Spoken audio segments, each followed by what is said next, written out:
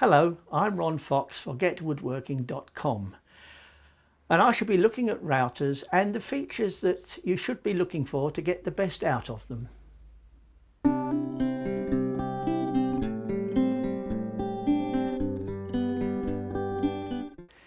Let's look though at the accessories that come with the router.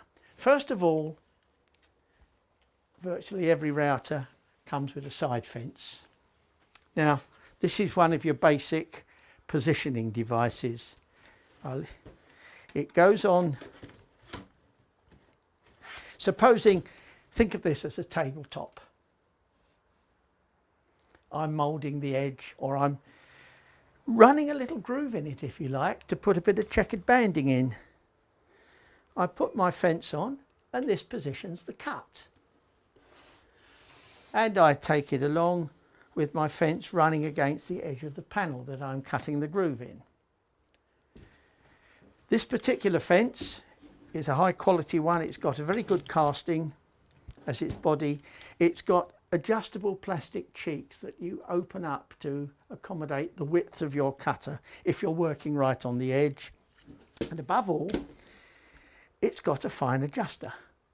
Now, these have been around for some time, but they are still one of those things that we say, well, how did we do without them?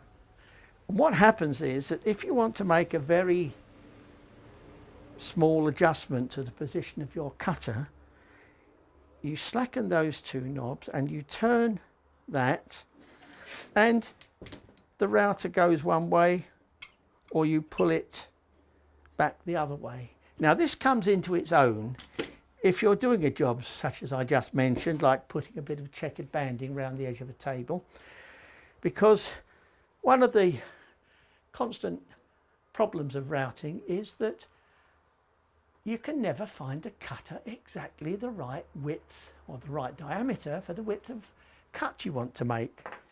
So this is a tabletop, shall we say, and you're going to put a nice bit of checkered banding round, and you buy your checkered banding on a roll, and it's a nominal 1/4 inch width, still a 1/4 inch in these metric days. So you need a 1/4 inch cutter to cut the groove. Well, it's prudent to make a test cut with your 1/4 inch cutter and just see how it compares with your 1/4 inch banding. If your cutter's wider or bigger in diameter than the width of the banding, you can't get away with that. You can't put your banding in a slot that's too wide. If it's spot on, well, good, you're very lucky, but that cutter is going to wear as you use it and you'll hone it.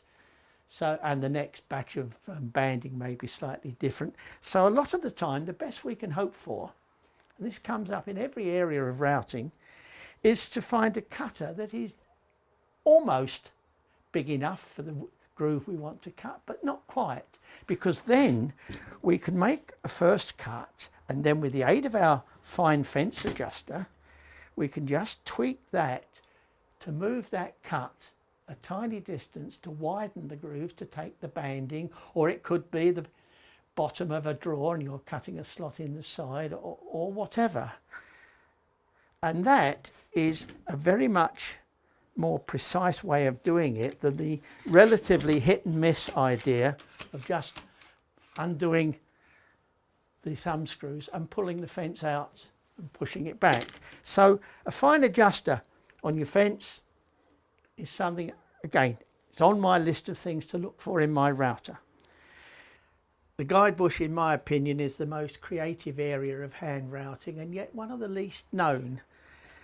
What happens is it screws to the base of the router, and it gives you a circular flange projecting from the router, which you run against the edge of a template. With this router and a number of similar ones, we're looking at the same shape and size of guide bush that has been around for 30 years, since the days of the ELU 96. And this particular router has got just about the biggest range of guide bushes ever made for routers. And it's important because it's not only the guide bushes that you buy from Trend for your homemade templates, or perhaps for your Trend jigs, but if you buy any guide bush based jig from any other manufacturer, the probability is that it will be made with a standard Elu DeWalt Trend guide bush. As an example, if you bought a budget dovetail jig, such as from Screwfix or one of the other big suppliers, it comes with a guide bush. Now here is the guide bush from my Screwfix dovetail jig. As you see, it goes straight in there. At the other extreme with dovetailing, if you were to buy a Lee D4 dovetail jig, here is one of the guide bushes that came with my Lee dovetail jig. Once again, it goes straight in there. And you will find that nearly all guide bush based router accessories and add-ons, if they work with a guide bush, the guide bush will go straight in here without any trouble, which means that you are plugged in again to a very wide range of accessories, and you don't have to worry about how do you use this maker's guide bush with this particular router. It goes in with an absolute minimum of trouble. So we have a standard guide bush that comes with most routers. They're not all this shape and size. The ones for this particular router, very good indeed, but the two are not interchangeable. So there's our second positioning device, bearing in mind that routing is all about positioning the cut. What happens is that if you had a template, now I just happen to have a template here, it doesn't matter what the template was for, it was actually a panel door, but it doesn't matter.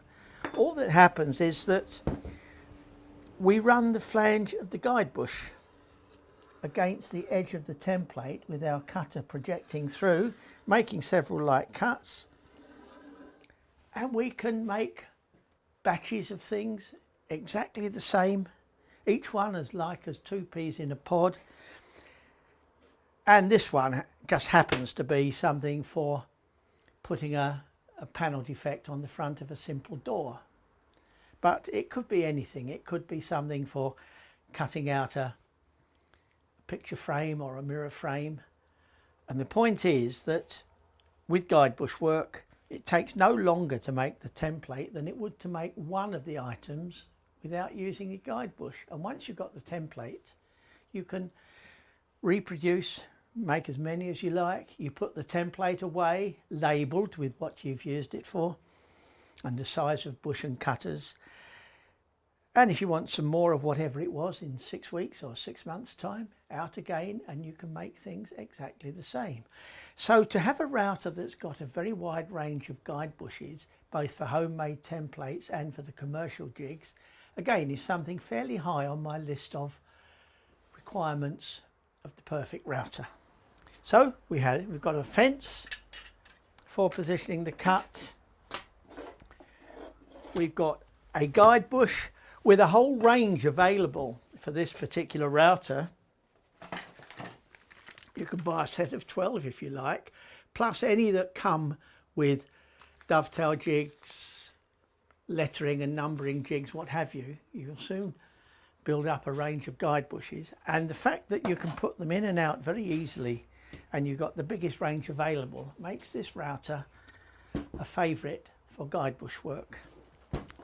And then the third basic accessory you get with most routers, either as an accessory or maybe built in, is a dust extractor spout. Now it has to be said that dust extraction with a handheld router isn't always 100% effective. You need 3 things for effective dust extraction. You need a good extractor, you need an efficient spout. Now this one clips on the base of the router and the hose plugs in there, and so that puts a shield over the top of the cut, and with luck the dust is taken up there. And then the third thing you need for good dust extraction is the particular job you are doing. Now if you were cutting a housing across or a groove along the edge, your router would be straddling the cut and there would be nowhere for the dust to go, except up the hose. So you would expect to get reasonable dust extraction in that situation. If on the other hand you were doing a very basic job such as decorating the edge of a panel, putting a moulding on the edge of a little tabletop or what have you, the router with its bearing guided cutter is coming along here. The rotation of the cutter and the position of the cut is spraying the dust down there. You haven't got much chance of picking up very much of the dust with your dust extractor up here. So although it can be a bit less than 100% efficient, it's nearly always worth using, particularly with MDF, and I wouldn't cut MDF without reasonable dust extraction. And it's the third of the standard pieces of kit that comes with your standard router.